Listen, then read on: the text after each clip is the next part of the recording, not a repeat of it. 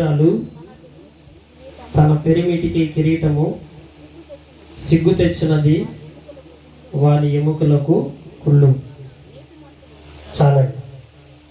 పరిశుద్ధ గ్రంథంలో మనం చూసినట్లయితే ప్రియమైన వాళ్ళారా, యోగ్యురాలైన భార్య భర్తకి ఒక కిరీటములాగా ఉంటుంది అంటాడు. ప్రియులారా, ఇప్పుడు జాయ్ తల మీద ఏమైనా కిరీటం కనపడుతుంది అని చూడండి. ఉందా ఏమైనా కిరీటం? ప్రియులారా, జాయ్ తల మీదకి ఇంకా కిరీటం రాలేదు, ఇప్పుడు వస్తుంది. తల మీద కిరీటం రాబోతుంది. అంటే బ్లెస్సీ ఒక భార్యగా యోగ్యమైన రీతిలో దేవునికి మహిమకరంగా జీవించినప్పుడు ప్రియులారా, అది భర్తకి ఎంతో కిరీటముగా ఎంచబడతా వస్తుంది అంటాడు.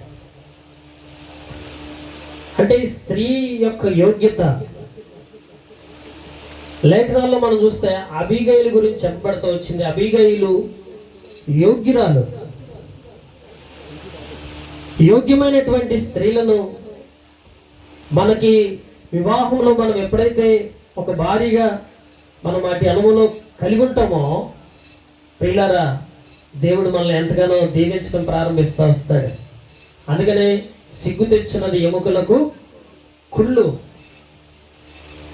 ఈ రోజున చాలా మంది వివాహ వ్యవస్థలో యోగ్యతని ఆలోచిస్తే ఏ యోగ్యతను మనం చూస్తామండి?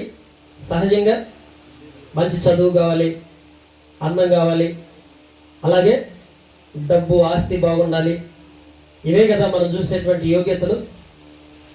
కానీ వాక్య ప్రకారం చూస్తే గుణవతి అయిన భార్య దొరుకుట అరుదు, అట్టిది ముత్యము కంటే శ్రేష్టమైనది, అమూల్యమైనది అని చెప్పబడుతూ వచ్చింది. దానికి వెలకట్టడం ఈ ప్రపంచంలో ఏ మానవుడి యొక్క వల్ల కాదు. ఈవెన్ అన్ని జనులు కూడా, దేవుని ఎరిగినటువంటి ప్రజలకు కూడా, వారికి మంచి భార్య వస్తే వారి జీవితం ఎంత సౌఖ్యవంతంగా ఉంటుందంటే, పిల్లల వాళ్ళకి డబ్బు లేకపోయినా, సంపద లేకపోయినా, వెండి బంగారం లేకపోయినా, అష్టైశ్వర్యాలు ఏం లేకపోయినా, మంచి భార్య దొరికినటువంటి వారికి ఉండే సంతోషం ఈ ప్రపంచంలో ఇంక ఏ ఒక్కరికి ఉండదు. పిల్లల ఇది నిజమంటారా కాదంటారా? మీరందరికి పెళ్ళిళ్ళై ఆల్మోస్ట్ ఇప్పటికే 50 ఏళ్ళు 60 ఏళ్ళు పిల్లలు, మనవాళ్ళు మనవరాళ్ళు పుట్టిన వాళ్ళు చాలా మంది ఉన్నారు కదా.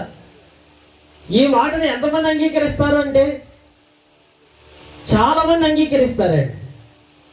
తీరా మనం వివాహం చేసే సమయానికి వచ్చేసరికి యోగ్యతను ఆలోచిస్తే ఏ యోగ్యత కావాలి అంటే లేఖనాల్లో చూడండి, బైబిల్లోకి వస్తే సామెతల గ్రంథం 18వ అధ్యాయం